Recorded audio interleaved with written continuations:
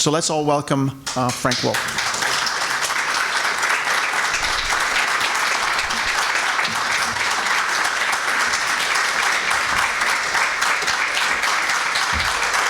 Well, thank you. Thank you. That's okay. Thank you. Thank you. Well, I'm glad to be here. With me is my one of my daughters, Rebecca, lives up in Maine. I have 4 daughters and 1 son and 16 grandkids. And one of my other daughters worked in Egypt for a while with Mama Maggie. I'm going to be really not getting into the different issues that you've dealt with. I'm going to give you some of my own feelings of what I think, based on where we are at this moment, that you should consider doing.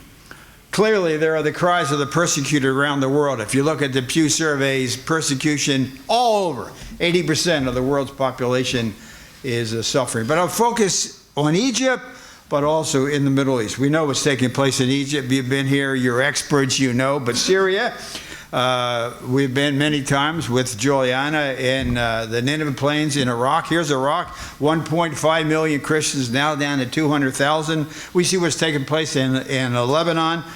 But what should we do, or what should you do with regard to it to reverse this? I'm not going to be a pessimist. I know you probably heard a few pessimists the last couple of days, but I'm going to try to flip it around about what I think you can do in a very, very positive way. Secondly, your faith is a great faith. I've been to Egypt many times. I nominated Mama Maggie. Remember, you know Mama Maggie with Stephen's children. We nominated her to President Trump a couple months ago. She won the International Women's Award, where Melania Trump gave it to her the other day. One of the incredible things was, when you look at that deep faith of your people, the 20 Coptic Christian men and the 1 man from Ghana on the beach in Libya that didn't scream or cry out or wail or do anything. And several of those went to Mama Maggie's school that she runs in Egypt. So the deep faith, and I've been with your people in Egypt, the deep and the rich faith that you have. In the West, everyone thinks Christianity began, maybe, did it begin in Dallas or Fort Worth or maybe in Richmond? Or it began in Egypt, it began in Iraq, it began in Syria.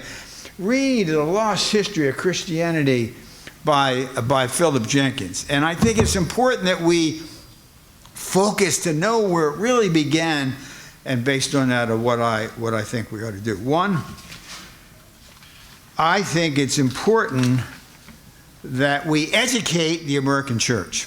The American church is pretty much forgotten. Many times you'll hear a sermon and they don't tell you that Daniel was from Iraq, and Jesus and Mary and Joseph came to Egypt, and I've been to that site where the museum is, and a rich, rich history. So I think it's important to sort of wake up the American church, who has been silent on these issues. Secondly, I think you need to look to see, to come together, to have an ambassador in the American embassy in Egypt who is a Coptic Christian, who can understand. There's been a history in our country of when we have ambassadors. We've had an Italian ambassador in Rome. We've had Polish ambassadors in Poland. I think there's time for the community to come together to ask for a Coptic Christian, American-born perhaps, maybe born in Egypt, to be the American ambassador. For many years, for many years, I would always hear the Coptic Christian community say, Mr. Wolf, when I go to the American embassy, I don't feel comfortable there. One time we had to really investigate what was going on. The Christian would go to the embassy, and they didn't view the American embassy in Cairo as an island of freedom. They almost felt intimidated. The American embassy in Cairo should be an island of freedom. It should be the same way that in Eastern Europe, when a Romanian got to the American embassy in Romania in 1985, they felt that they had gotten to America, they had gotten to a place. And so I think it's really important that you seek and you ask for there to be a Coptic Christian ambassador to Egypt who can sort of send a message. Secondly, the American embassy carries great weight and somebody who is constantly putting pressure and doing involved. So that's first thing you can do after you wake up the church. Thirdly, the last year I had been in Egypt, I came back, we saw things we introduced a bill with Anna Eshoo, the bipartisan issue. Anna's a wonderful woman, Democratic member. It was a bill to create a special envoy to advocate for the persecuted church in the Middle East and also in the Near East, including in Pakistan. You know, Asia Bibi was in jail for 9 years for blasphemy, for taking a drink of water. That bill passed. That became law. That's H.R. 301, S653, overwhelmingly supported by Democratic members and Republican members. President Obama watered the bill down and literally weakened it, but the law is the law. Here's what the law says. It will create a special envoy in the State Department to advocate for religious minorities in the Middle East and South Central Asia. It will create an opportunity for a serious national debate about how the United States can play a more active role in addressing the global war on Christians. So the third thing I tell you, that's the law of the land. That's just not an idea. That was signed and is the law of the land, and the President Obama downgraded it. So you should be asking that it be upgraded. There should be a special envoy, and Knox Thames, who works on these issues, is very good. God bless Knox. Let Knox focus on this full time. But in order to save Christianity and the religious minorities in the Middle East, you need someone to focus like a laser beam on this. So when your people come into town, they have one place to go. Dealing with religious freedom, dealing with human rights, dealing with freedom of press, dealing with economic development, dealing with all of these issues. It is the law of the land. President Obama weakened it and watered it down. It is still on the books. So my urging of you is you go back and you ask that this law be enforced. It is not being enforced. It was a bipartisan bill and literally of no controversy. Have you all forgotten about it? Why is it not being enforced? We're not telling you to go get a law passed. We're telling you to ask the administration to enforce the law that's going on.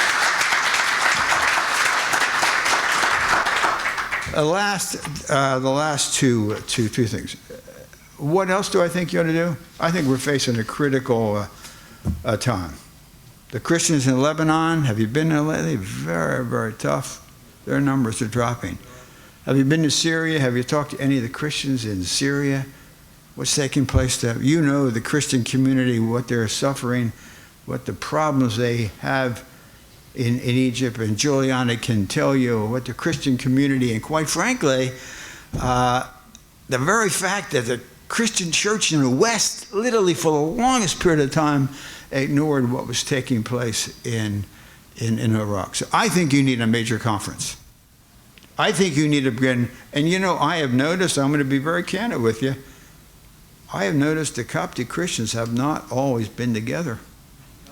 I have noticed many times I would have a Coptic Christian group come in here from New Jersey, who would be different than a group from Illinois, who would be different than a group from California.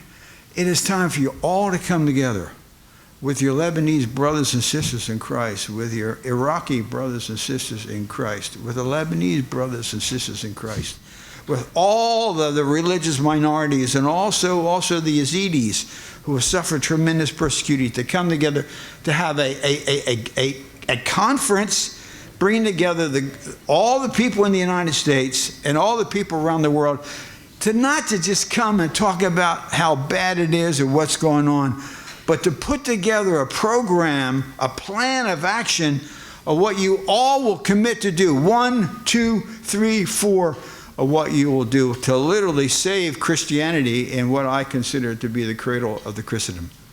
The last thing is you have a unique opportunity here. You have the best administration that you could ever have on this issue. The Trump-Pence people and Secretary Pompeo and Ambassador Brownback, did Ambassador Brownback speak? He's coming tonight. He's coming tonight. You have four of the best. You cannot find better people. And so here is a unique opportunity, we hope, for the next 6 years, but at least for the next 2 years. This is the opportunity. In fact, I give credit to this administration, particularly to Vice President Pence. When all the aid in Iraq was going through the UN and not going directly to the Christian community, it was Vice President Pence and Pence's staff and the White House staff and the president that redirected that. You have a unique opportunity with President Trump, with Vice President Pence, with Secretary Pompeo, and with Ambassador Brownback to really do these things. So I hope you will not miss this opportunity. You could not have a better time. Now is the time. So international conference, bring everybody together, not just to lament and complain, but bring everybody together to put together the 1, 2, 3, 4 things that you're going to do and do it. And I believe, honestly, God is in control. This thing can change and turn around. You have a great faith. You have people like Mom and Maggie. The parents of those men who stood on the beach in Libya and didn't scream out or didn't cry. I think the faith in the Middle East is some of the greatest things in the world, and we want to be involved in making sure that we maintain this faith, Christianity in Egypt, in Lebanon, in Iraq, in Jordan, in Egypt, for generations and generations to come. I think you can really turn it around, and with this administration, this is the time to do it. Thank you very, very much.